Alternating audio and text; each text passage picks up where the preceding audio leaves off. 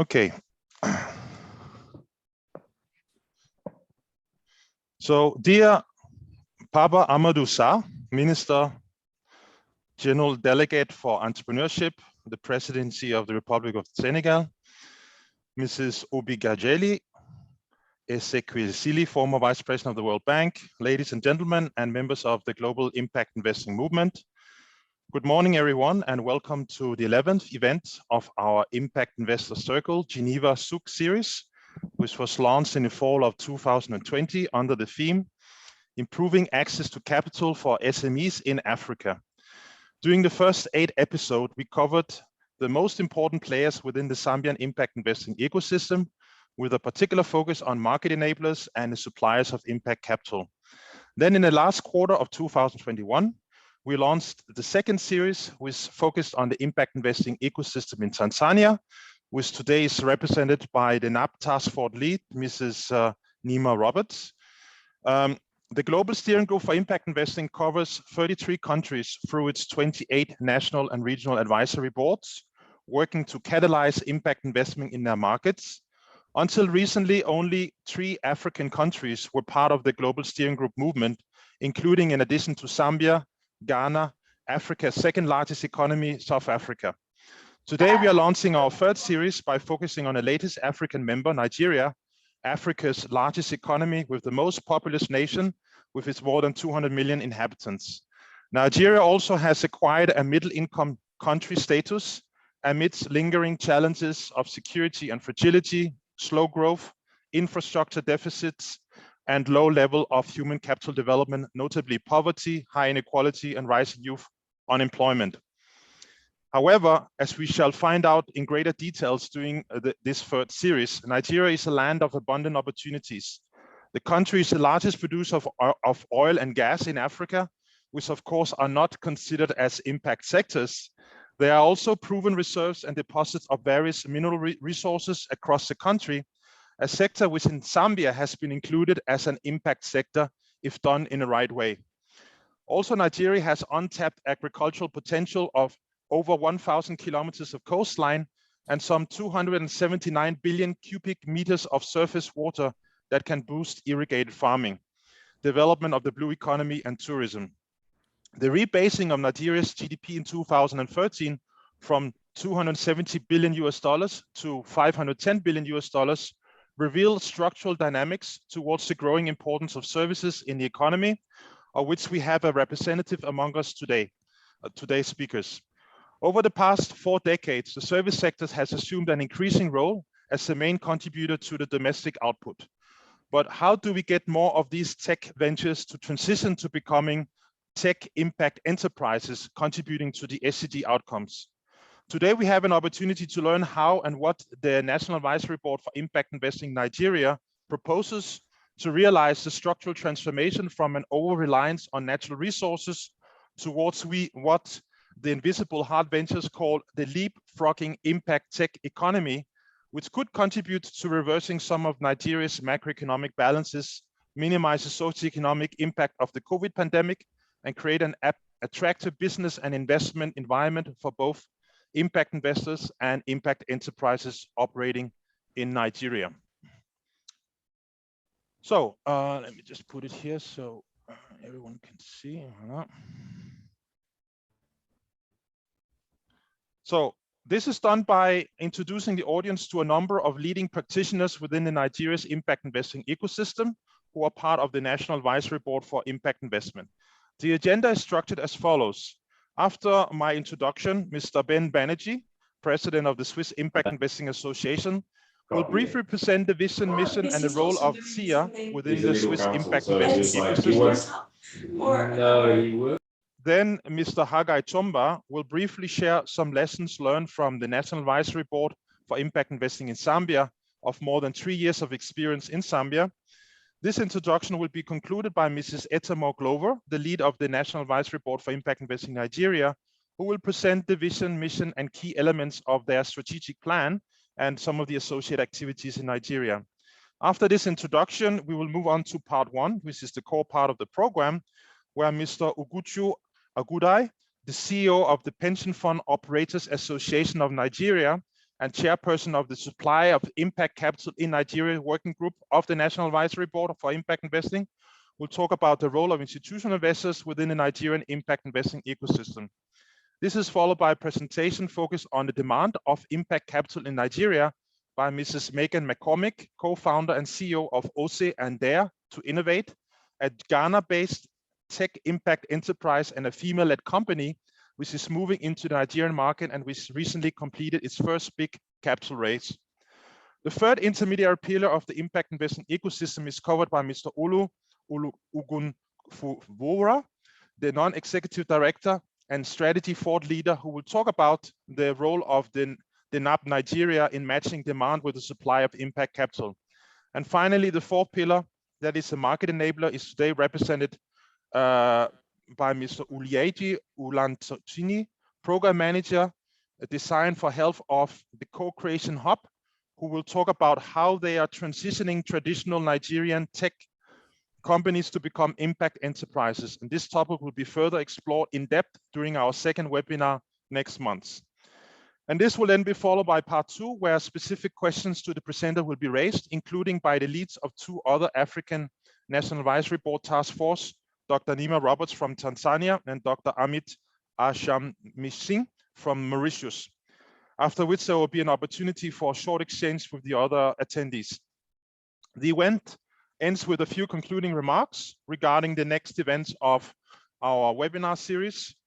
This is a live session. It's being recorded and will be uploaded on both the 4IP group and the SIA YouTube channels before the end of this week, and share with all prospective and actual impact investors investing in West Africa and Nigeria, in the hope that they, through their investment, will assist Nigeria's impact enterprise to scale their solution for the sustainable development goals, thereby contributing to shifting Nigeria towards the so-called leapfrogging impact technology economy. Today, we thank all of you who have decided to join us this morning in real time, and those of you who afterwards will be listening to this video for your indispensable support. Let me quickly present the house rule. Please turn off your microphones whenever you are not speaking throughout the entire event, in order not to disturb the speakers and the listeners. During the Q&A, remember to introduce yourself by name, affiliation, and keep the questions short. And please do feel free to use the chat box to introduce yourself, raise pertinent questions, which we shall seek to answer during the Q&A. Thank you very much. Ben, over to you.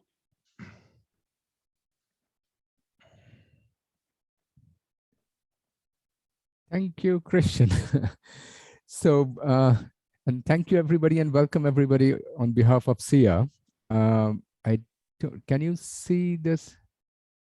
Yeah. So just a short introduction of SIA for those who don't know. So we are the oldest impact investment association in Switzerland, and of course the largest. What we have been doing is we are a platform where we have 5 kind of members, starting from institutional finance like European Investment Bank and Norwegian Sovereign Fund, pension funds, banks, family offices, asset managers, a lot of old family members like the Brennick Myers and all that. They're all members of our SIA. And lastly, we also have the religious funds, because 3.5 years ago, SIA brought the head of the 12 religions here to Switzerland, and they committed a part of their assets for impact investment. So that is basically what SIA has been active in. So it's a kind of platform where we not only support our members in all kind of ways, like seeking investments and finding investments. We are also we are doing it through many different channels. We have our own summits, we have our webinars. We also have participate in television programs. So basically, we have been focusing very strongly on educating institutional finances on how to create impact investment portfolios and sustainable portfolios. But lately, we also have been very, very focused on SMEs around the world. We have been educating them on how to incorporate SDGs in their business process or to make a business out of SDG.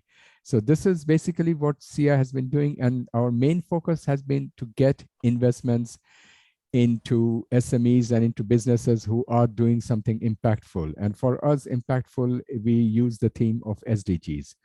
And thanks to our vast resources of our members, we have been quite very successful in this.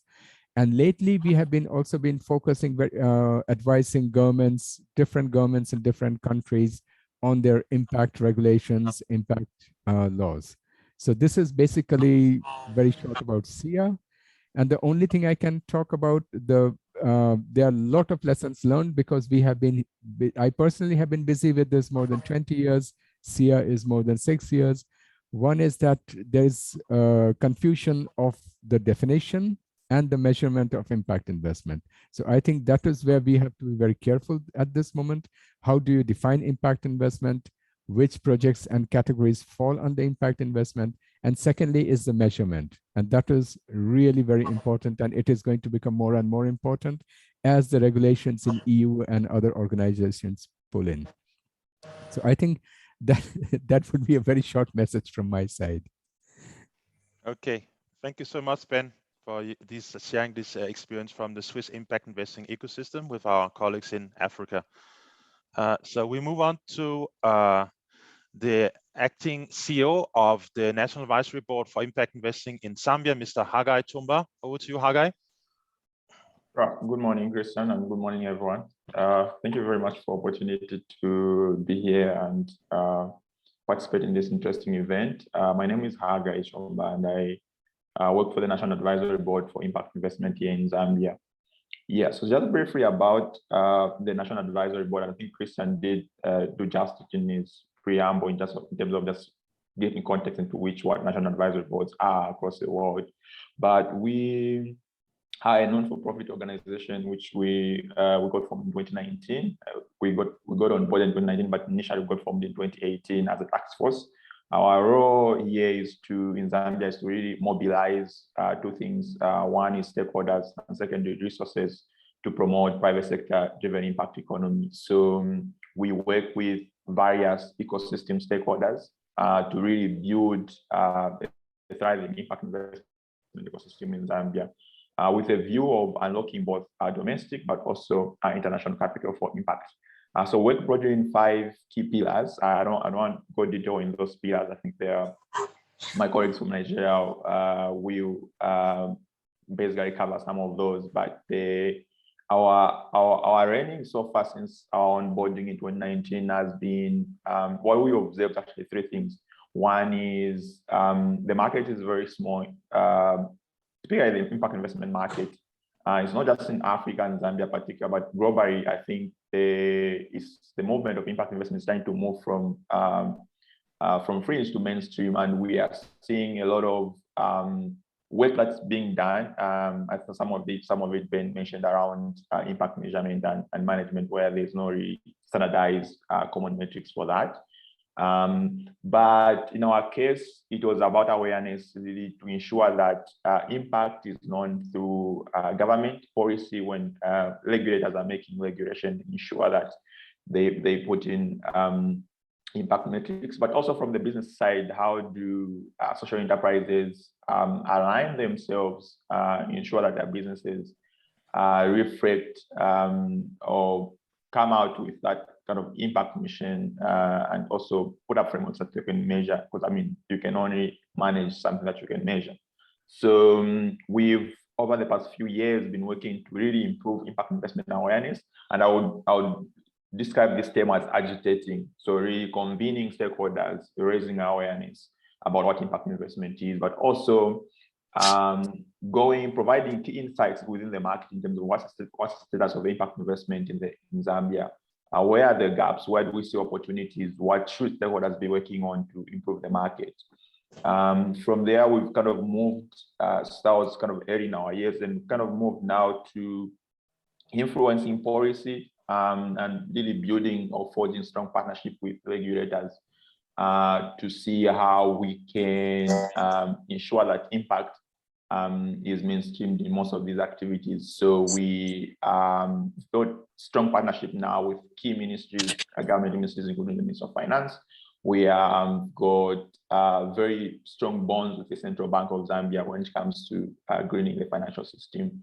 And over the past 1 year, we've been now trying to innovate to see how do we move from really awareness kind of activities to action, and how do we ensure that we unlock capital to promote small businesses, which is the most important target of the market that we cover. So we are working with central banks, for example, in designing pathways. We are putting up a credit risk guarantee fund, which is a $180 million really meant to de-risk small businesses in order to access finance. We are also arising from a summit that we had last year. I think one of the key things that came out of our summit, the Impact Investing Summit, which was the first of our kind, is really the need to unlock domestic capital through pension funds. And we've created a specific work stream for pension funds. And pension funds are quite very keen to work with our National Advisory Board to see how we can really unlock bottlenecks that surrounds pension fund investment in sustainable alternative investments. And broadly, and then the last thing that we're working on is around measurement, impact measurement and management. There is really no framework, and it's very nascent when it comes to that. And we're trying to see how we can kind of build this consensus among our government, particularly when it comes to commissioning projects as well. Most public expenditures for government we find that there's a lot of wastage when it comes to resources, public expenditures. How do we, with a new government now, how do we ensure that we work with the government to ensure that we promote impact-driven outcomes commissioning, such as results-based financing or outcome funds or outcome contracts, to ensure that we both bridge or connect private investors and government on projects that are not getting financial return, but also addressing pressing challenges that our country is facing. So generally, we are a facilitator, and we've been working broadly with various stakeholders, and we are getting traction, and I thought I could share that as part of our work that we are doing in Zambia. Thank you, Idris, and back to you. Thank you very much, Hagai, for these great insights, very relevant for today's event.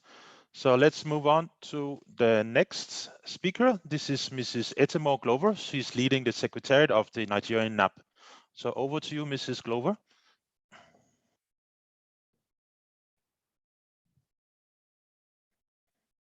Good morning. Would you like me to share slides, please? Or yes, you're welcome to share slides. Let me make you a co-host. So voila. Okay, thank you. Okay, please go ahead.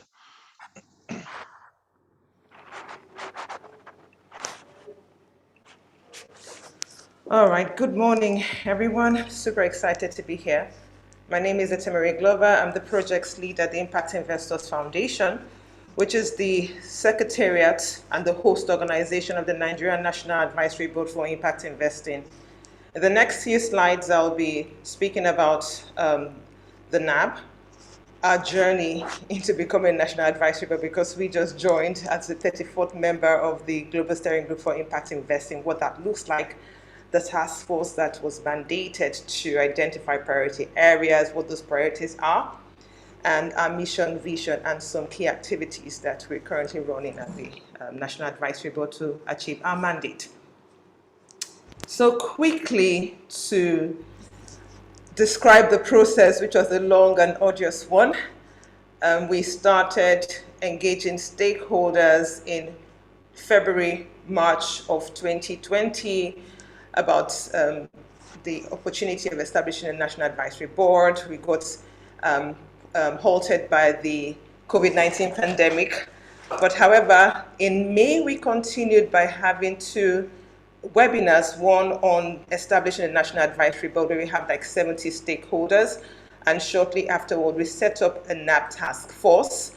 And their role was to identify what the priority challenges were in the impact investing ecosystem, and coming up with a strategy and a roadmap of to address those challenges. We sent an application to the GSJ in July of 2021, and we got inaugurated on December 17th. It was a long process, but it was worth the while. The task force identified several challenges impacting the impact investing market, and these are some of the priority challenges that were identified. And the task force were divided into 4 working groups: on the demand side, supply side working group, policy, and the intermediation of capital working group. So on the demand side, it was clear that we did have a limited pipeline of investment-ready enterprises that affects the overall investment ecosystem, thereby limiting investment opportunities on the supply side. And also stakeholders identified lack of incentives to suppliers of capital who were already providing funds for impact initiatives, and a scarcity of locally denominated funds for investment in early stage enterprises.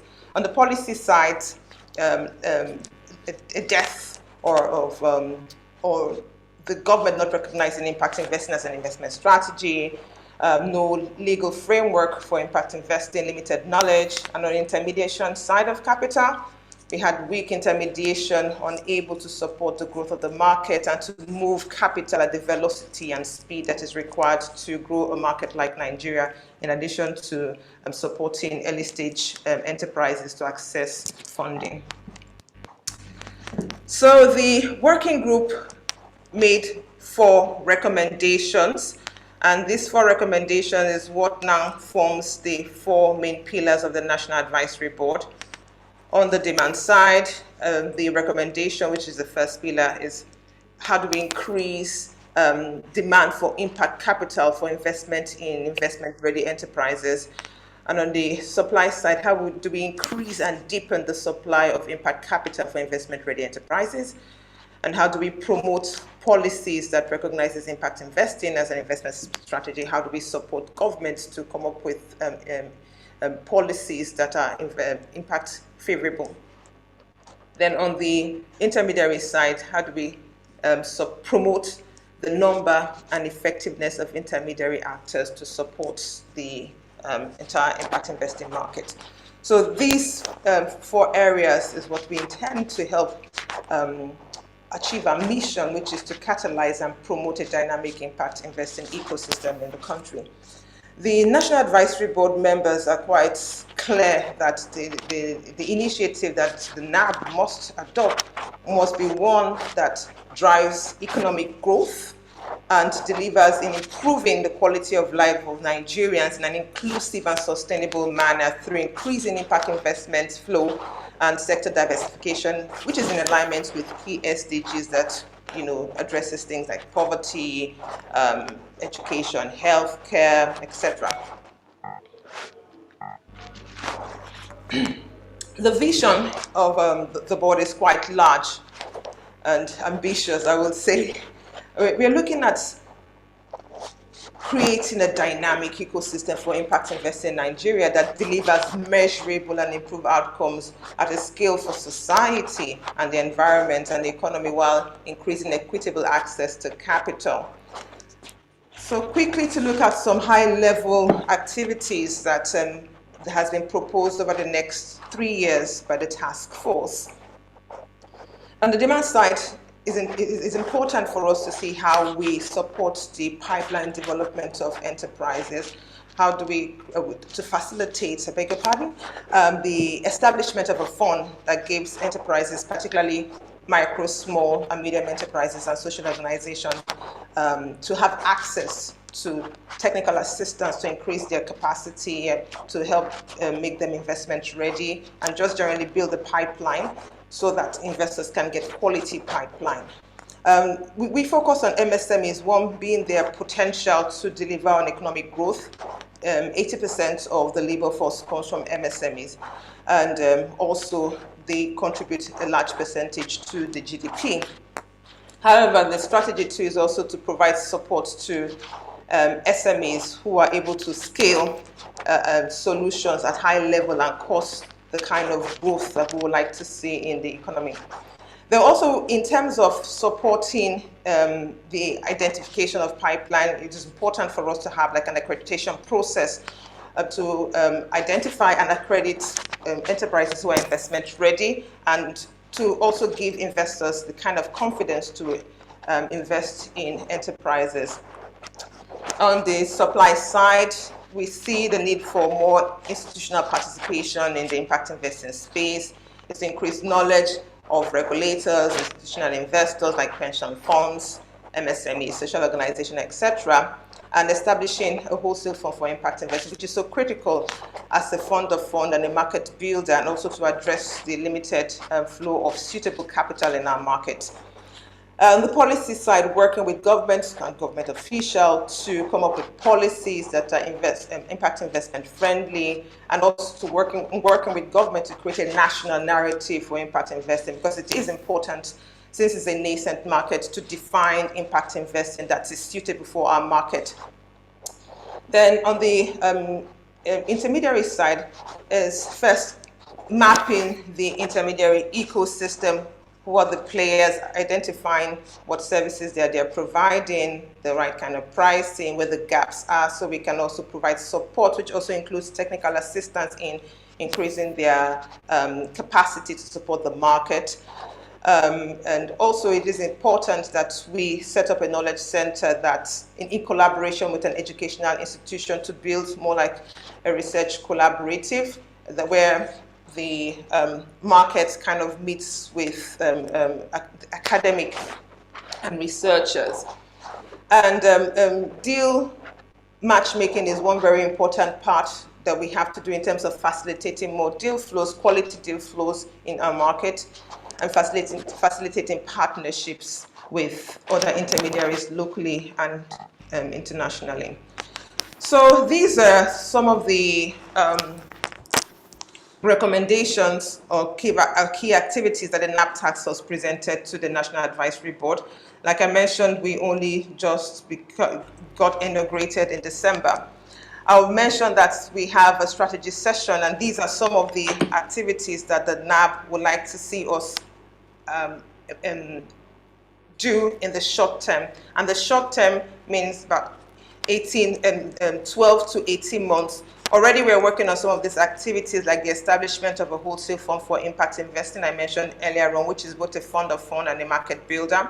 The National Advisory Board is championing this through the IIF, which is our organization, and we're collaborating with a few key stakeholders like the GIZ, Nigerian Competitiveness Project, funded by the German government. We're working with the Ministry of Finance and Budget and National Planning, the Office of the Vice President on SDGs, and other stakeholders to facilitate its establishment.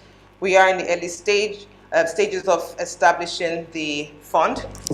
And we are in the early stage of the process, first by mapping the ecosystem, understanding what where the supply of capital is going, what are the opportunities of setting up the fund, what the fund would look like, and the governance structure. We are also receiving support from the Global Steering Group for Impact Investing in structuring the roadmap for the wholesale fund. The next two phases will be the fundraising and the implementation of the fund, which should be, the entire process should be about an 18-month process maximum. And we see research as very important in the ecosystem. Our market is,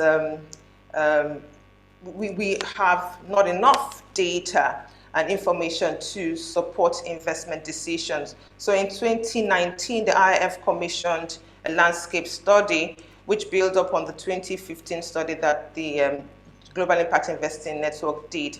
And so what we want to do this year is to see how the impact investing market has evolved since 2019, when the very first landscaping was done. And this will, I think, will help, one, make investors and other users make better investment decisions and identify what the current gaps are, the impact of the COVID-19 pandemic, where the capital is currently flowing to. These are some of the things that the task force are really looking forward to us having to provide real value to members. Also, the supply of capital working group really would like to see and understand the mapping of the de-risking instruments that are currently available for investment in early stage enterprises. And on the policy side, I mean, it's important that we engage government, and we have been engaging government even since before we became a National Advisory Board for Impact Investing, we've seen innovative impact instruments like the Green Bond at the subnational level in Lagos State. And currently we are speaking, the IF and the National Advisory Board is also a task force for the government in setting up a social impact bond. And the social impact bond is an instrument that the government is trying to use to fund the funding gap for the new Nigerian development plan, which the government launched last year to get about 35 million people out of extreme poverty and to provide 21 million jobs. And pipeline development is another key area that we'll be focusing on, and capacity building of stakeholders I mentioned earlier on, and impact measurement and management will be one of the focus areas that we would be increasing capacity of stakeholders, etc. I'll just quickly segue into some thematic focus areas that the NAB task force is presenting to the NAB to adopt. The task force appointed the PwC to identify some priority sectors that should deliver on socioeconomic targets and also enable investors get returns. So we looked at those sectors that have high returns, high investment opportunities, and high impact areas. And the thematic focus on how these priorities were identified used a three-pronged approach, and sectors like education, healthcare, agriculture, sustainable cities were identified. Then sectors also that deliver on economic growth, manufacturing, technology, creative innovations were also highlighted. However, I think during the strategy session, which will be this first meeting of the National Advisory Board, we'll look at this in depth and probably streamline, narrow our focus to 2 or 3 that we can absolutely deliver clear, measurable impact as a National Advisory Board. So this is it. This is who we are, and this is where we've come so far. I'm really excited to present this to you, and if there's any question, I'll be happy to answer. Thank you very much. Fantastic. Really exciting to see what's happening in Nigeria, and Nigeria being Africa's most important economy, and the role that you play in ECOWAS. I'm sure that many other African countries can learn from what you're doing.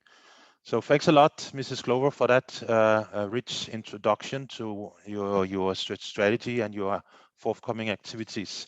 So we'll move on to straight on to the core part of the program, where we'll start with Mr. Oguche, who's chairing the working group on the supply of impact capital, and who will say, maybe in response or in answer to what Haga also mentioned in Zambia, what role could the institutional investors play to help move the impact investing market forward, in addition to the support that you get from DFIs and other suppliers of capital. So Mr. Oguche, please, over to you. And let me know if you need to show you any slides. Thank you, Christian. No, I won't be showing any slides. I'll just speak to the issues, and hopefully I can get my thoughts across, and I'm just share some of what we've been doing. Thank you, Etemore, for that detailed roadmap of what the NAB has been doing. Happy to be involved in the NAB. I look forward to just working together in the ecosystem, and I think that's very important. I'll just start with some of the things Ben spoke about with regards to impact investment. So that there's always been an issue of how do you measure and what really is impact, and I think, you know, and that's the context that I'll start for. It's very important to get those two things in check, because impact investments, in a sense, has been around for a long time. It's not new per se, but I guess in the manner in which we look at it now, trying to create an assets class out of it, and trying to build an ecosystem around it, we could say it's new, but really investors have been investing for social and financial returns for a long time. And I think it's important that we mention that. so that we don't get fixated in terms of labels or fixated in terms of measurement standards. In a sense, those help because they help in terms of comparison. They help in terms of trying to see what one fund is doing versus another fund, or trying to see what one region is doing versus another region. But I don't want us to be so fixated on the asset class as a whole. What I think we should be fixated on is what the funds are doing and where the funds are going, which is the people that needs the funds, the impact that those funds are being used for. And I think, and that is where I would like us to be fixated. And I say this just to bring the context so that we don't miss the point of where our capital is going or what our capital is meant to achieve. In the Nigerian context, there are many opportunities for impact because the challenge oftentimes is how do we create the ecosystem to be able to meet those needs? And the needs are numerous and humongous. You probably will know that Nigeria, we have the largest number of poor people in the world. We also have the highest number of out-of-school children. We have one of the lowest social indicators in the world, and we have a huge infrastructure gap.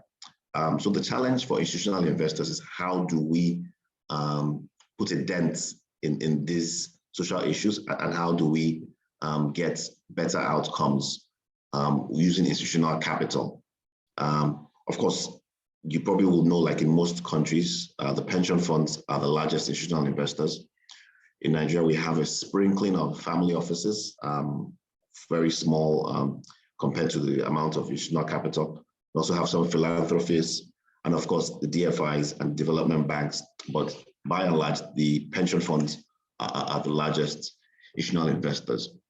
So the challenge, I guess, from the pension funds and from institutional investors is how do we invest in a responsible manner? How do we invest in a sustainable manner? And how do we invest such that we're able to put a dent to most of these things which I spoke about and be able to ensure that we get the funds back? And that has to be an ecosystem building. One party cannot do it alone. And it's very important to be able to look at what are the needs of all the various parties. For instance, for the pension funds and the asset owners. And the asset owners are really the contributors, the individual contributors. They want a decent return for their capital. The pension funds need an incentive. And then the other bit of the puzzle, which is the economy. So the economy needs to work for everyone. So how do we create an ecosystem that all of this work together, and then the pension funds and institutional investors are able to invest comfortably, invest more confidently, and invest in a sustainable manner. So that's the challenge, I think, ahead of us as a country and as institutional investors as a whole. And that's why I'm extremely happy with the concept of the NABII, which is looking to ensure that the ecosystem is working in sync, and the various parties which we looked at, i.e. the demand of impact capital, the supply of impact capital, the intermediaries, and those are very important because we need people to interpret between demand and supply. There's always sort of a cat and mouse. We need intermediaries to come in between them, and the policy and government, which is very important. One policy changes everything, whether it's in the way we report, whether it's in the incentives, or whether it's in the action from policymakers and government. So those are very important, and we need to look at those. So if we need to see better outcomes with regards to impact investments and institutional investors like pension funds getting involved, we need to ensure that the ecosystem is fixed. But if I now delve into what our role is, especially in Nigeria, and just generally what we need to do, I think is to define standards. We need to define standards as well as institutional investors. It's the standards that we define that will determine what the users of impact capital aspire to. And this helps to ensure that there's discipline with project sponsors, either with government, as I think it was Chumba from Zambia was saying, so that project sponsors and users of capital can aspire to higher levels of governance, whether it's on the boards that we invest and we need to be represented on those boards, whether it's pushing some particular concept. So those are things we do. And for the DFIs and impact investors that would love to get involved, what I would suggest is a first engagement with the institutional investors on ground, and also engagement with the potential beneficiaries of impact capital. Because sometimes what we see is DFIs, impact investors, they see impact from their own lens. So they're bringing funds, and they're saying, this is how we want it, this is where we want it. And sometimes, those things happen and the funds are not able to go to where they are needed because of some conditions or because of some lenses. So I think everyone needs to work together. The impact investors need to speak to the people on ground, because what I think we need the most from a Nigeria point of view is we need the tap open. And when I say the tap open, we need the funds going to where it's needed, whether it's for struggling farmers, whether it's for the unemployed youths, underserved families, or whether it's for impactful businesses that can catalyze other areas. We need the tap to be open, and we don't need stringent conditions that don't allow the tap to go through. So we need the tap to be open. And so we need to look at impact in that manner, not just a narrow manner that doesn't allow the tap to be open. So that's very key in my view. And I think, what's lacking generally, especially in Nigeria, is innovative models that will catalyze institutional capital. The pension funds, institutional capital, they want to invest in impactful businesses, impactful projects, but we need concepts that help that innovation to flow. One of those concepts is the concept of a blended finance, which we're fully willing to explore. A concept whereby funds that would have either gone as grants before from DFIs or would have gone for single projects can be used in an institutional way to blend finance to the end user, such that the first to the end user is lower, but then there's discipline and there's diligence that the institutional investors are adding to that process. So it's a blend and everybody working together. So it's something we're looking to explore further. And I think, it goes down to our role as instilling discipline and ensuring that we set standards that people can aspire to, especially users of capital. So yes, we're willing to explore that and willing to look at ways to ensure that our capital works for everyone involved in the chain, and especially for those that really need it. Thank you. Well, this is very promising. Thank you so much, Uguchu, for this insight and for explaining us what the role of the pension funds are within the ecosystem in Nigeria. And of course, as you mentioned yourself, the institutional investors can't do this by themselves, but they need a well-functioning ecosystem to play the role that they should be playing. Now we have an opportunity to hear this seen a perspective from the demand of impact capital, and even more interesting from a company that actually is originated from Ghana. So we have with us Mrs. Megan McCormick, who will share with us her experience in Nigeria as an enterprise growing, and has recently received impact capital from a foreign investor. So Megan, over to you. Thank you, Christian. And thank you to all of the speakers for the really, really interesting remarks. I'll say that I come at this from a very interdisciplinary approach, in that my academic background is both on the government side as well as business, and my professional career has spanned across public, private, and nonprofit sectors. So sometimes when I think about my technology enterprise hat, the way that I feel towards impact investing might be different than when I'm wearing my government hat or my nonprofit hat, and trying to look all together about what is the way that we can get more capital into more ideas that can sustainably create the outcomes that we're looking to have in our country. I run a company called Oze. We're headquartered in Ghana, but our team is equally split across Ghana and Nigeria, and our customers are equally split across Ghana and Nigeria. And Oze is an interesting example of a company that at one time, at the same time, is a venture scale technology fintech company and a company that was born to solve a social problem. So Oze is a spin out from a nonprofit small business accelerator called Dare to Innovate, which was the first business accelerator in Guinea-Conakry, and the only accelerator there dedicated solely to launching social enterprises. And we started Dare to Innovate. The mission statement of Dare to Innovate is a youth-led movement to end unemployment across West Africa. And the way that we sought to do this was through helping unemployed young people start businesses that could employ up to 10 of their peers. And as we went down that journey, we realized that these businesses didn't have the tools that they needed to actually reach those goals without a lot of hand-holding. And that the model of the accelerator wasn't going to make even the drop in the bucket of the challenge, as we have about 10 to 13 million youth entering the job market in sub-Saharan Africa each year. And so it's in trying to solve this massive problem of youth unemployment that we started Oze. But all of Oze's investors, just up until basically right now, have been conventional technology investors, Silicon Valley investors, fintech investors.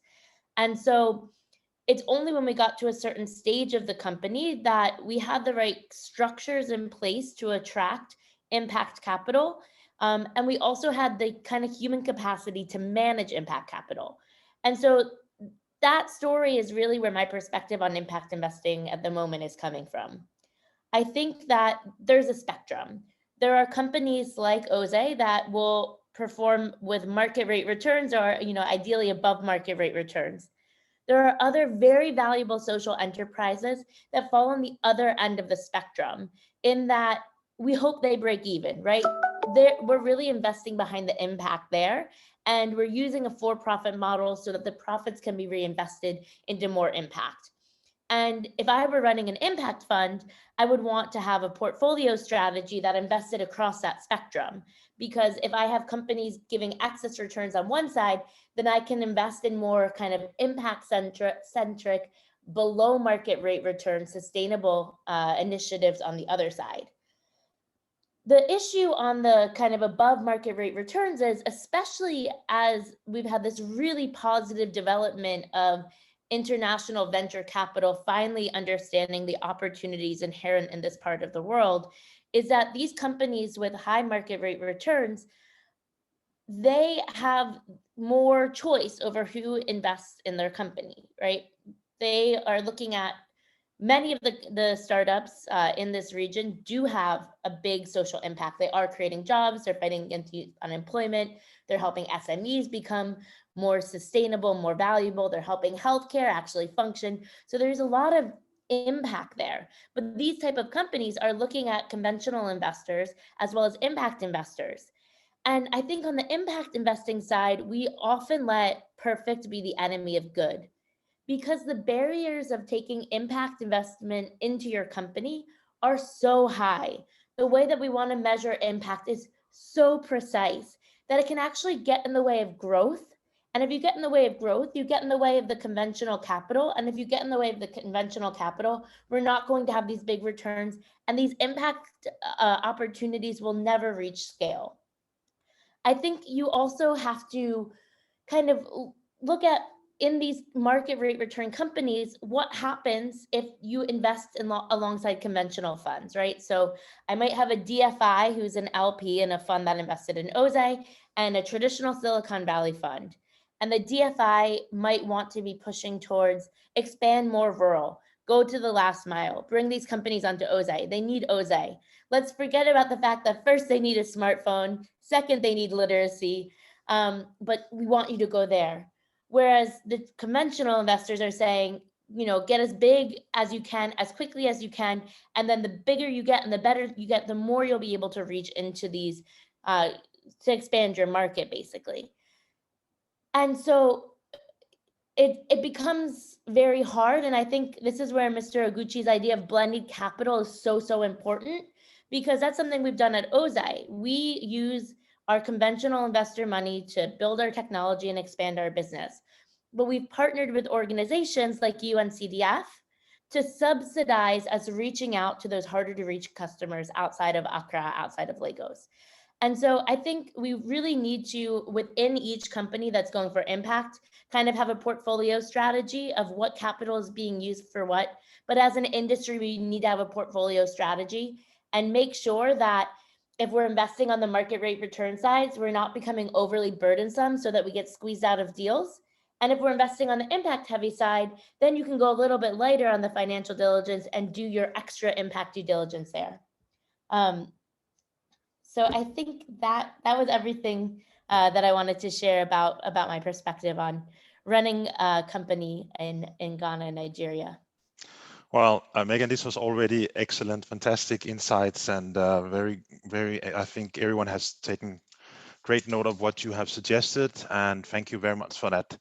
So we'll move on to the next speaker. So this is, I'm not sure, Peter, if he's with us because I couldn't see him on the list.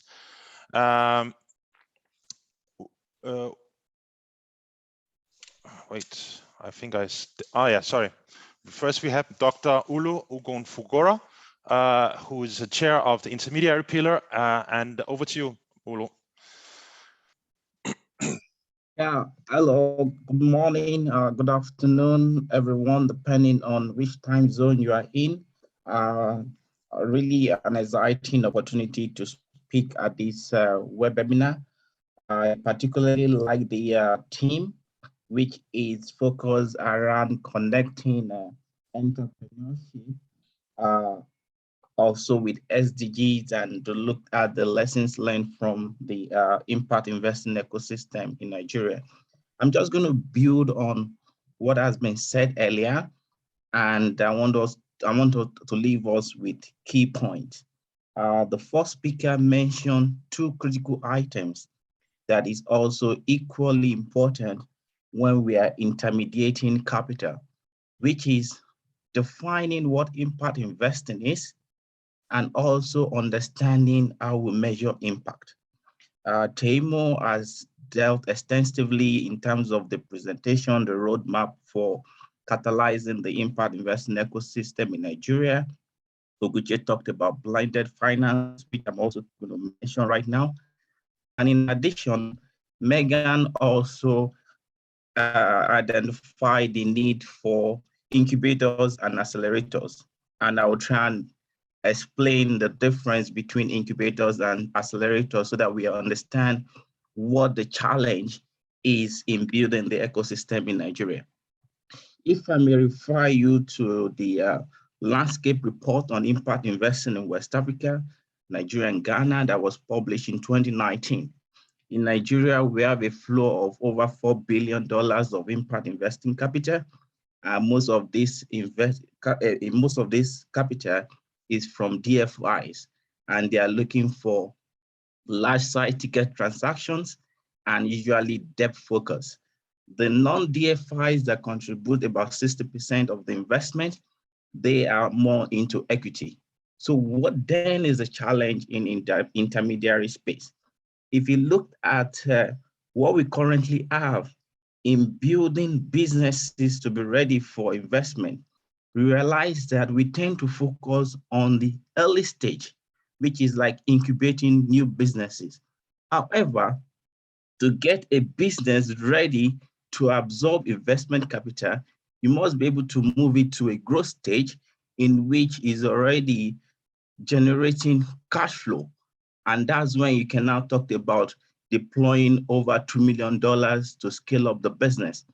So there is actually a mismatch in terms of what kind of entrepreneurship training do we provide to people on the continent. On one hand, we have entrepreneurs or business owners that want to own 100% of nothing. What I mean by that really is that the interest to give up equity to be able to attract large-scale investment is lacking. So what we're trying to do within the ecosystem in Nigeria, really, especially around the intermediary, Tim already mentioned the need to build a knowledge center, starting from the business school. That was an insight earlier on, really, is that at some point, from what Sir Cohen mentioned, how do we make even all investment to become impact investment? Which is, how do we begin to train the next generations of entrepreneurs to think from a point of risk return impact? Because that will speak to definition as well. Because whether we like it or not, every investment has an impact. So the question really is that, is it measured? Is the impact positive? And then if not, then we should move all investments to have inherent positive impact, and it should be measurable. The same way we measure risks, the same way we measure financial returns. And that's what we're trying to achieve, which now links to the concept of sustainability. So what that means really is that in the work of the intermediary working group in developing the ecosystem, we are now trying to engage across the spectrum of capital, because there is always this misconception that impact investing is about charity, is about philanthropic capital. No, it's not just only about philanthropic capital.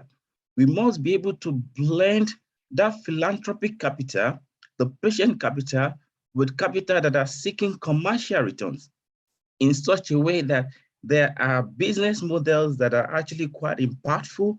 However, because you need some kind of catalytic capital to provide the needed incentive for that business to start generating cash flow.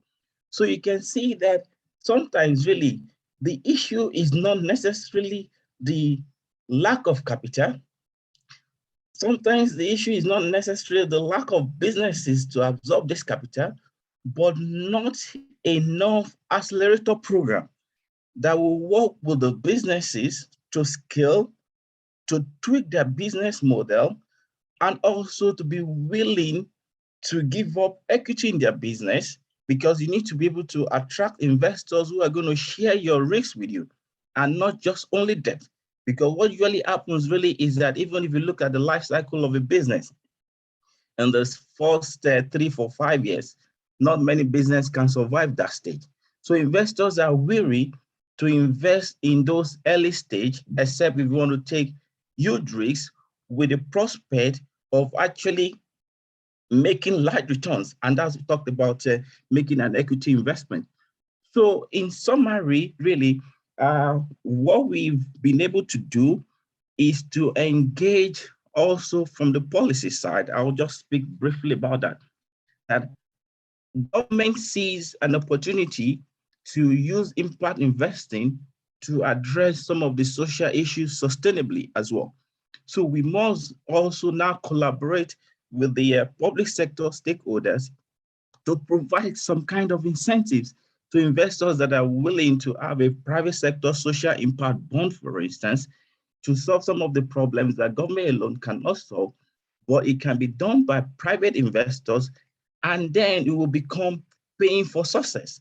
Like for instance, there is a current project looking at paying for results within the educational sector in Nigeria. And what the World Bank is doing in that project really is that depending on the result achieved, right, you get some kind of financing. So these are the kind of role that would try to play within intermediating between the demand for capital and the supply for capital. So I'll stop at this point, and I'm prepared to answer any questions during the Q&A. Thank you. Thank you so much, Olu, for this, highlighting the important role that intermediaries as well as market builders are playing within the ecosystem to match demand with the supply of impact capital. As I said, I'm not sure, did not get a confirmation from Mr. Uluyeti, who's actually in charge of one of these accelerator programs in Nigeria that you are referring to, Olu. But as I will say during my concluding remarks, we are going to organize another webinar next month which will focus specifically on some of those issues that you just highlighted, Mr. Ugon Vora. But also, since we're a little bit behind the timetable, we'll just move on to the second part, which is a brief discussion with among all of the presenters that we had today. Before we start with that, Peter, I'm not sure if Mr. Papa Sarr, the Senegalese minister in charge of entrepreneurship, also known as the so-called disruptor of the presidency in Senegal, which is with us today and want to ask any questions. So if he's not there, Mr. Sarr, we'll just hand over the floor to Mr. Amit, who's leading the task force in Mauritius to set up a national advisory board.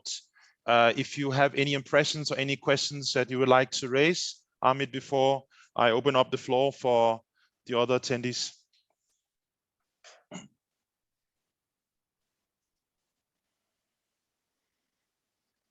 Yes, Christian. Yeah, you have any questions, Amit, you would like to, that will help you in your process of setting up the NAB in Mauritius?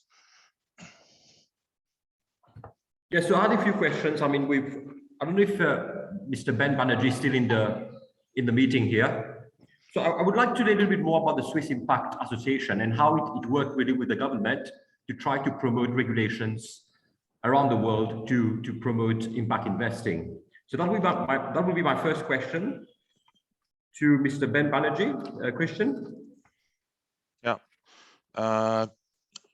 Peter, I think yeah, Peter? I think Ben has left the meeting.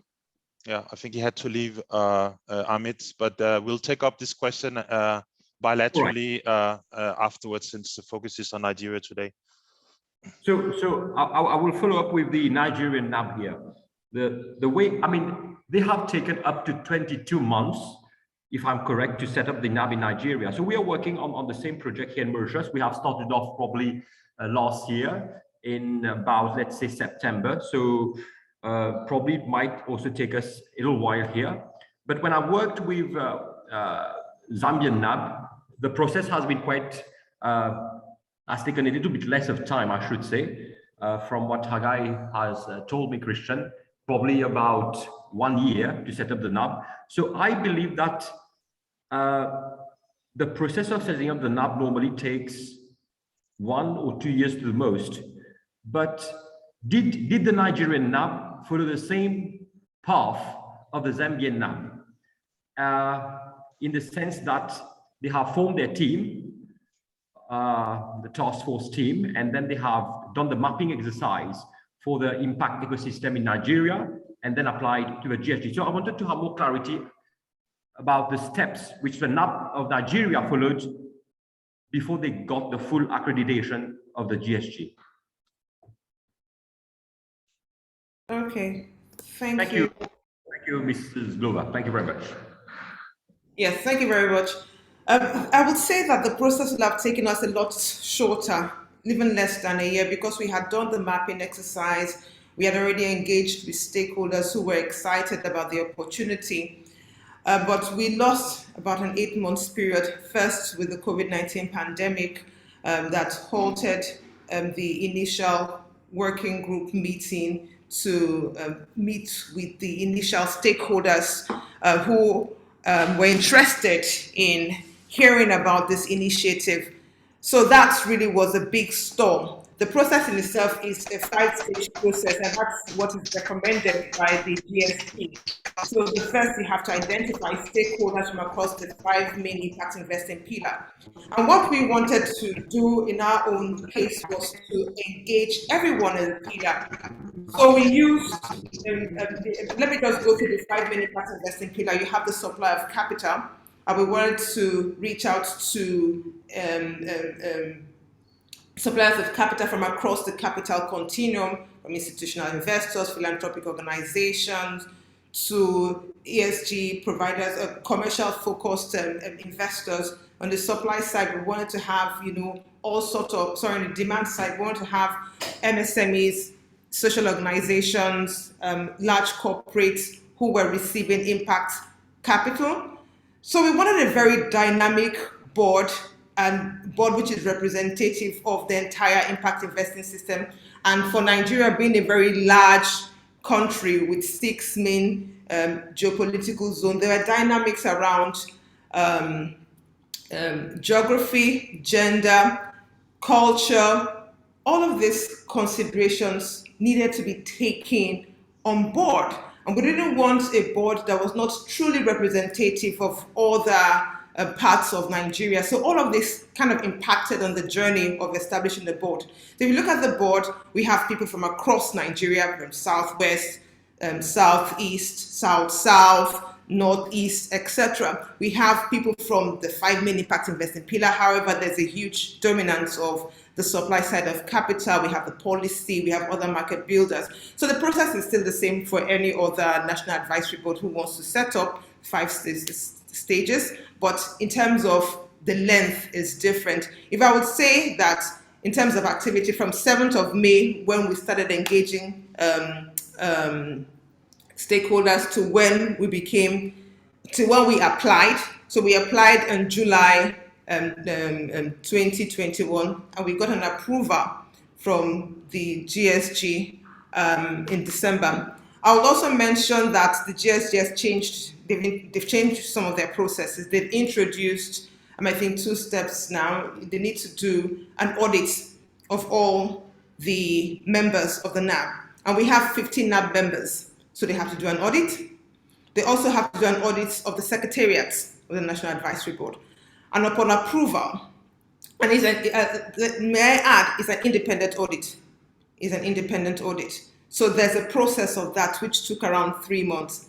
And then the CEOs of all the NABIs globally had to meet and approve the application. Right. So that's why it took that long, I would say. I see. And the COVID didn't help, obviously. So I would like to ask you something specific about the mapping exercise. Did you do a mapping exercise about the impact investing ecosystem in Nigeria? How did you do it, and how long did it take you? Okay, the mapping exercise was commissioned in 2019, and Dalberg Advisors, one of the IF partners, did the mapping exercise. In 2015 was when they did the first one. So it made sense to leverage on the data that they had gathered from 2015 and build on that in 2019. So already they had the data, they had to build on the same methodology that was used. It took a period of about 8 weeks to engage with stakeholders from the previous one, look at new players that come into the market who was deploying funds. So that took about 8 months to do. They already had something that they built on. So that really formed a lot of basis of the work that the task force leveraged on to identify what the gaps were. They corroborated if it was true, because most of them were practitioners in the space. And because some time had passed, it was important to see how much of it had changed and what were the current challenges. It was also important to see how policy had kind of affected the impact investing space. From the research, we didn't see so much of policy inhibiting the impact investing space. What we saw was that despite the macroeconomic challenges, impact capital continues to grow.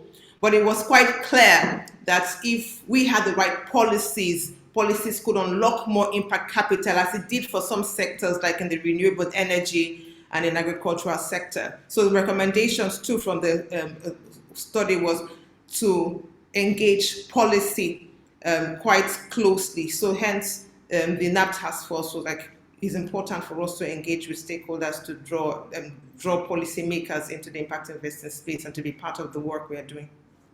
All right. Okay, let me just 1 second. I can't see from the participation list if Nima Robert from the lead of the task force in Tanzania is with us.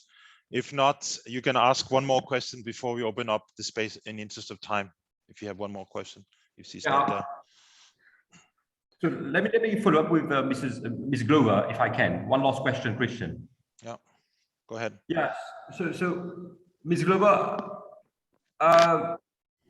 So the idea here is to perform the mapping exercise and then come up with a strategic plan about impact investing in Nigeria. So how did you link this mapping exercise to that strategic plan, macroeconomic plan that you will have for impact investing? Did you do the link here? Yes, the link was done. The mapping exercise, which we did, it was important that we engaged with stakeholders, and one of the things that we did was we shared the lessons learned from the mapping exercise during the consultation, the broad consultation process. We had like a series of 8 consultation process, and the feedback we got from the stakeholders, from policymakers, government, suppliers of capital, board practitioners, the demand side actors, MSMEs, social organization, we found out that to a large extent, the findings were real, but it was also important that they themselves were able to identify some deviation from the findings.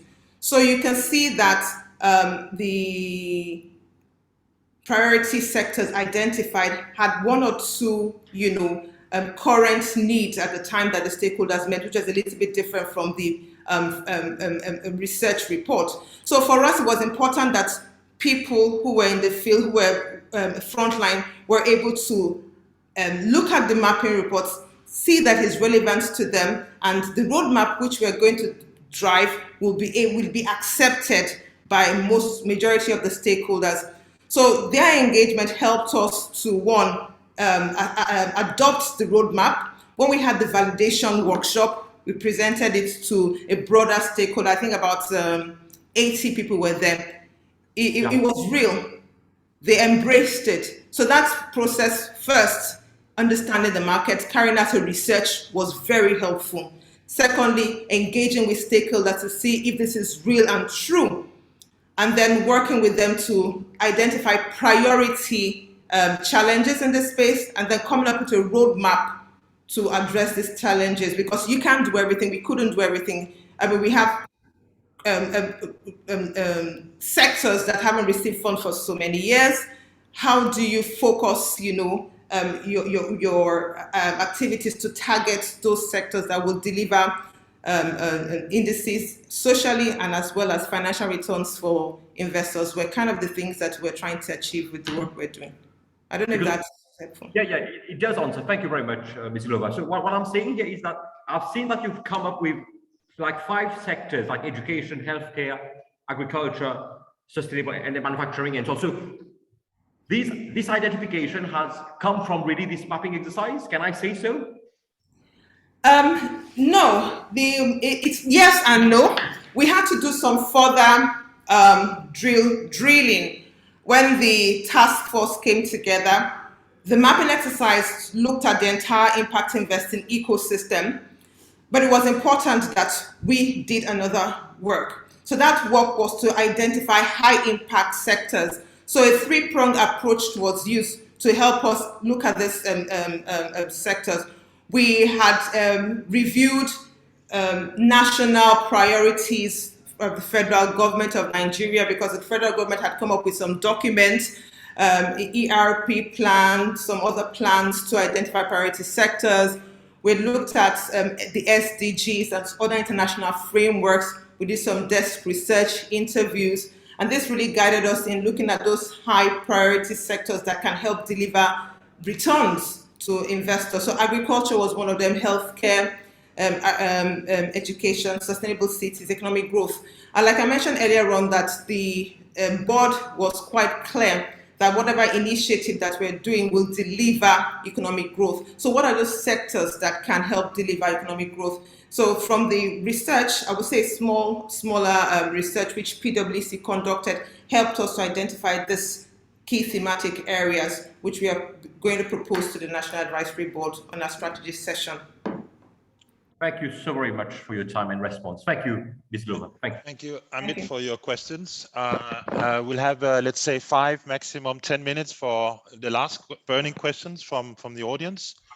Anyone would like to raise some questions to the other panelists? And if so, please briefly introduce yourself and your affiliation once you raise the question.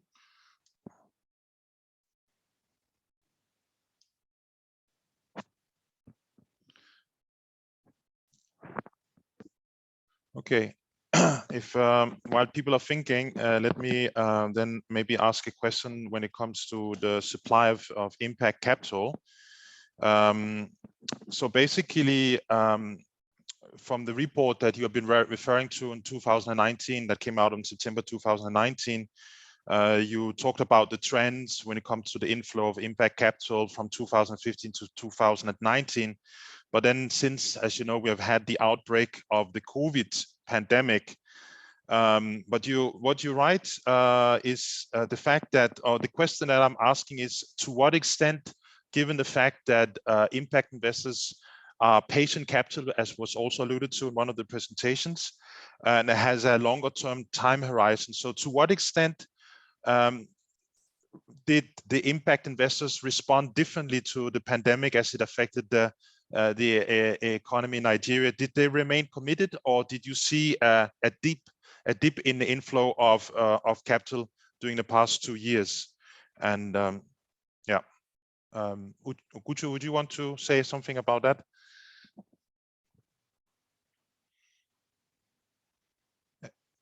Maybe I can also add to the fact that it was mentioned that the DFIs are playing a quite important role within the landscape of impact investors. Has their role changed in terms of as acting as a catalyzer in bringing in, let's say, guarantees or first loss financial innovations to kind of overcome some of the risks or the wariness that impact investors might have perceived during these last 2 years of this black swan that has affected not only Nigerian's economy, but the rest of the global economy? Anyone want to speak to that?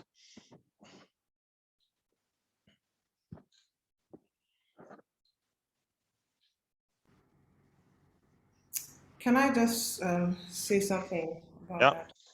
Yeah, I think investors continued to invest, but the priorities kind of changed towards sectors that used technologies to provide solutions in healthcare sector, in education. So we saw some fundings to companies like I think Cora Education, some edutech companies. And then during the COVID-19 pandemic, because people were more like staying at home, so we got, I think about $1 billion was funded to a company like ULESSON. ULESSON received a kind of from TSAS, Edukoya, Semicolon, Africa. These were in the educational sector. We saw also funding to in the healthcare sector, and we saw funding to in renewable energy. Those were the top 3 sectors that we saw investors deploying funds towards. However, I wouldn't say that investors stopped or changed in terms of stopped funding, but they kind of changed their strategy as a result of the COVID-19 pandemic, and we're focusing on those sectors that will address the COVID-19 pandemic.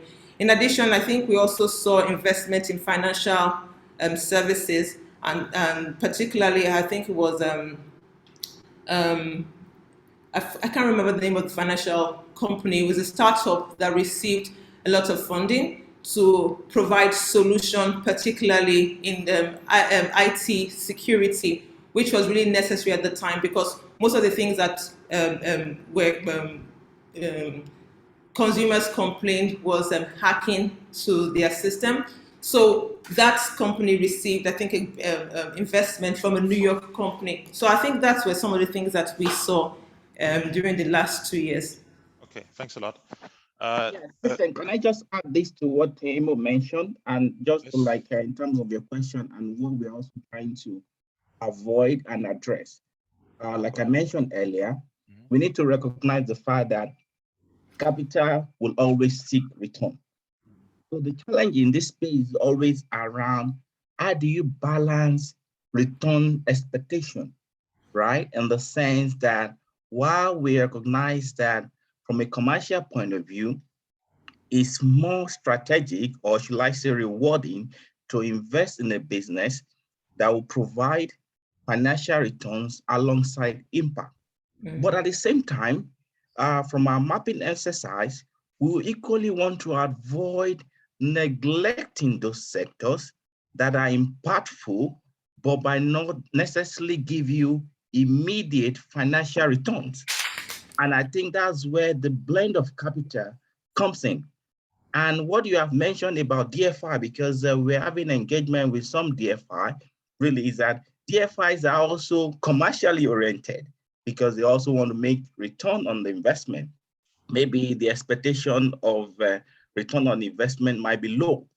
So for us, really, the elephant in the room are those sectors. I talked about water, sanitation, health, ensuring agribusiness, ensuring that we have processing our raw materials. This is not just only for Nigeria, but across the continent, in being able to bring in different providers of capital and support or create business model that would recognize the fact that in the first 5 years of a business that is going to be very impactful, you might not necessarily achieve market return. But however, with a patient capital that can be catalytic, right? And you can deploy that capital over a longer period, you will achieve that financial return and it will be more impactful. So this is actually the crux of the matter. And by looking at sustainable models, incorporating sustainability into it, and especially if we can get the large businesses that are already commercially profitable to incorporate impact into their business model, this is when we'll begin to see the real change, the real impact that we desire, not just in Nigeria, but across the continent. Thank you. Okay. Maybe just one question to you, Megan. As you know, Nigeria has recently joined the Africa Continental Free Trade Agreement, which normally should have impacted Nigeria's attractiveness, despite the fact that Nigeria is the biggest economy on the continent. But what do you see as some of the biggest challenges from, let's say, a foreign or Ghana-based enterprise expanding into Nigeria? Or what are the big differences between the ecosystem in Ghana versus the one in Nigeria that you have spotted as a fintech operator in both countries? So there are some things that are very, very similar, and there are some things that are very different. I would say for a digital company like us, the Continental Free Trade Agreement does not have as big of an impact as companies that are maybe trying to move goods and services around the continent, because what would be most impactful for my industry is if the central banks of at least regions, if not the continent, were able to align on their regulatory frameworks, so that you don't end up with a patchwork of frameworks and a patchwork of licenses across many, many countries. I think something that Nigeria has done particularly well is their barriers to entry to be a fintech company are much lower, especially a foreign fintech company, than they are in Ghana. So for example, if I want to have a lending company in Nigeria, and I want it to be all online, I can get a state lending license. And then as long as I don't open a physical branch in other states, I'm able to use that lending license to lend now across the entirety of the country. And that lending license doesn't come with big capital requirements. So I'm able to do a small demonstration project, show that in our case, show that the SMEs that are using OZE and borrowing capital have perfect repayment rates, and then use that to expand across the country. Ghana, on the other hand, we don't have the strong state system, federal system that Nigeria has. But in order to start a digital lending company, you basically need to acquire a microfinance bank. It's very, very challenging to get a new license. And the capital requirements for starting a microfinance bank and the amount of cash you have to keep in central reserves can be very, very prohibitive for a startup in order to actually make innovation in the financial sector. And when you layer on top of that, the GIPC, which is the Ghana Investment Promotion Council Committee, I'm not sure what the C is, they want companies like Oze to bring in $250,000, $500,000, $1 million of cash or inventory before we can get licensed to operate any company run by foreigners. So those are some really big differences. Of course, there's flip sides. Ghana is much more slower moving and therefore can be much more stable. Whereas Nigeria, it's a little more fast and loose, but then it can be a little bit more volatile. So there's always trade-offs. But I would say what's exciting for us for the African Continental Free Trade Agreement is that small business owners, our customers, are now able to expand their market reach from just Ghana to maybe Nigeria to the region and to the continent. And we're really happy that we can step in there and provide them the financing that they need to actually take advantage of this. Because if you think about someone who's just serving the Lagos market, their cash needs are much different than somebody who might need to put a truck full of products on the road and send it to Botswana before they can get paid. So I'm excited that Oze and other fintechs are here to help enable the MSMEs to actually take advantage of this positive new regulatory change. Okay, thanks a lot, Megan. Any last burning questions? I apologize to those attendees who are sticking up with us until the very end, since we are 15 minutes beyond the schedule. Anyone want to raise any last questions before we wrap up?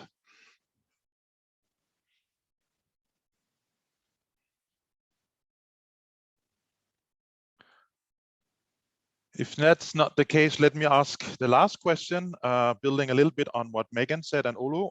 So in 2019, the report came up with a number of policy recommendations that had been identified through the engagement with the stakeholders and, of course, the mapping and the report. Has any of those policy recommendations been adopted by either the local government or the central government? You made some allusion. You mentioned the issue of green bonds, social impact bonds, the Nigerian National Development Plan. How, and of course, I'm fully mindful of the fact that you have just started in December last year, so you have not really had a lot of time to engage with the government as a NAB. But maybe if we prioritize these policy recommendations, what are the most urgent actions that you would like to see the government of Nigeria implementing to make Nigeria a more attractive and a more enabling environment, both for impact investors as well as impact enterprises?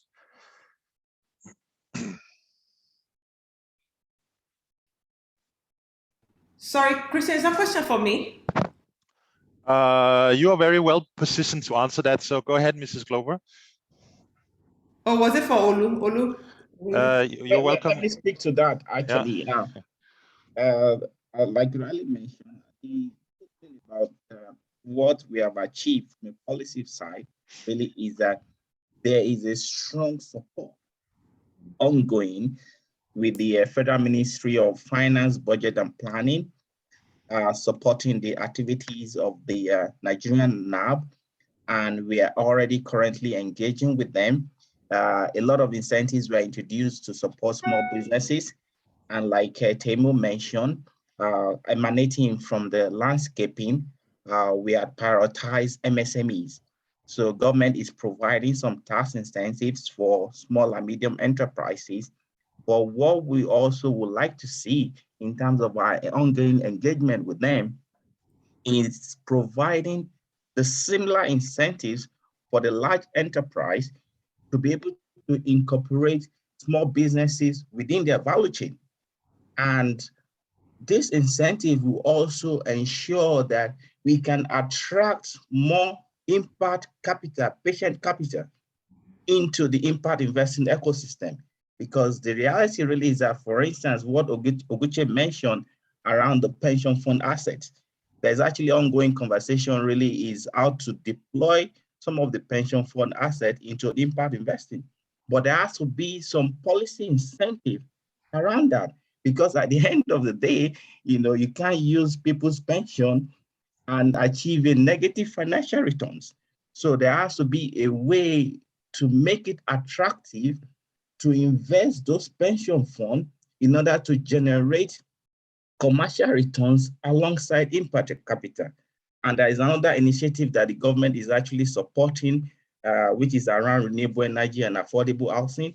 There is a fund that has been created in terms of the home ownership and actually also ensuring that we have affordable housing. So in a nutshell, really, we are not there yet, but the journey has started, and the government has also actually realized that, in fact, it's a case of government needing us more than we need government right now, because the last development plan that was put together, the government recognizes the role of private sector to finance some of these social investment projects that government wants to do. So, and then if you want to bring in the impact investment from the private sector to solve some of these social issues, then it's got to be done sustainably, because the private capital will always want return. Whether it's going to be at 0% or just a bit of concessionary rate, there has to be some return. Otherwise, it becomes philanthropy or it becomes charity, which is not what impact investing is about. Thank you. Okay, thanks a lot, Olu. I could see there was one question from the participant asking, why is impact investing not linked to existing policies of the Nigerian Investment Promotion Council? So that might be, I don't know if you want to speak to that, or might something you can reflect on once you have your strategy session. Okay, let me quickly just speak to that, actually. Yeah. To some extent, really, there is actually a need right now. This is linked to AfCFTA, because it's going to be a different topic. Government is actually creating all these special economic zones, right, in order to make Nigeria kind of very competitive. So I wouldn't want to spend so much time about this.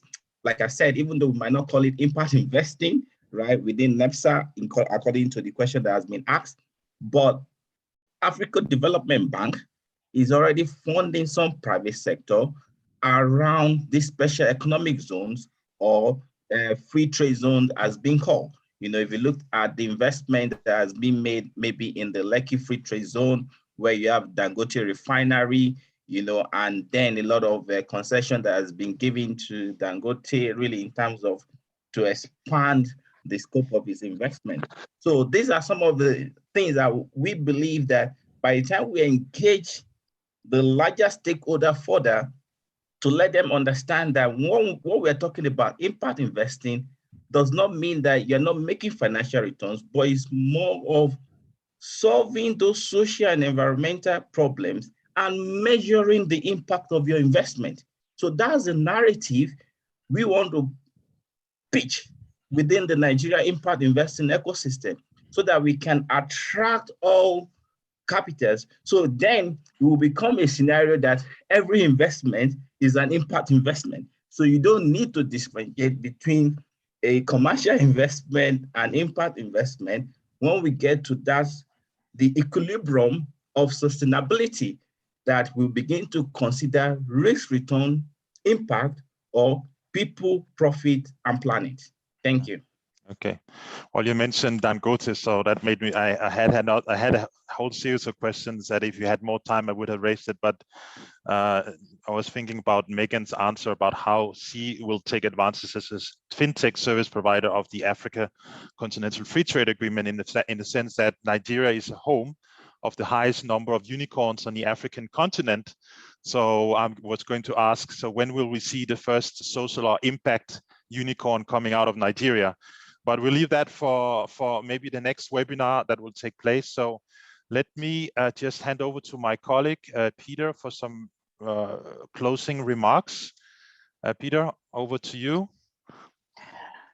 All right, okay, thank you. Thank you so very much, Christian. And many thanks to each and every one of you who stayed with us up until this time. And as you can see, we have actually started exploring the Nigerian impact investing ecosystem.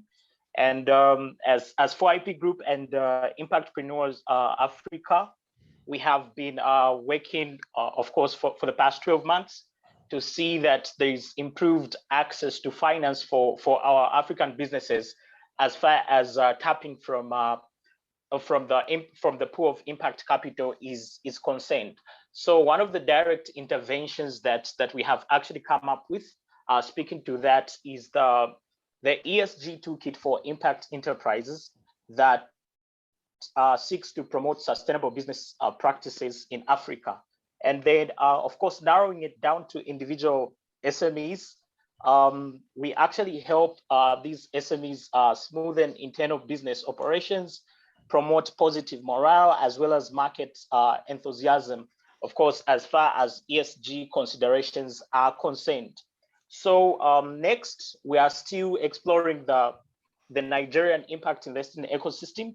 And in March, we actually are going to host a webinar that is going to be focused on SMEs themselves.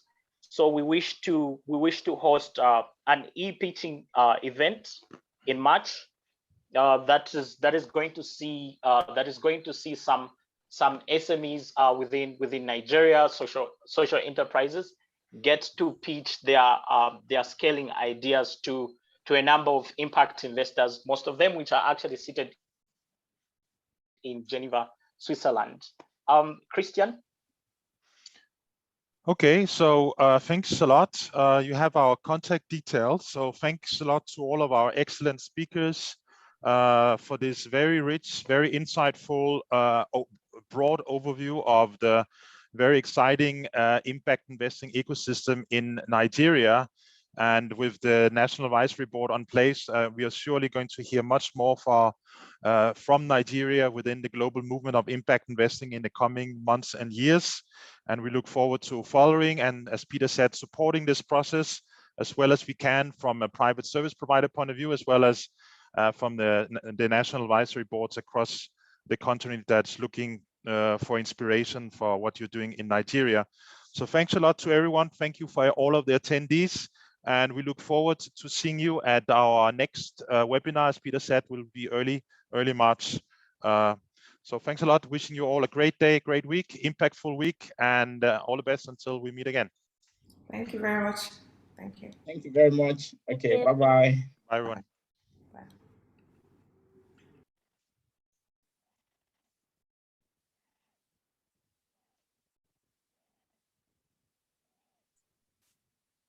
Christian, this is Li Jia. Great job. It's a very interesting session. Thank you for coming, Licia. Looking forward to seeing you soon. Yeah, great success. Are you going to put the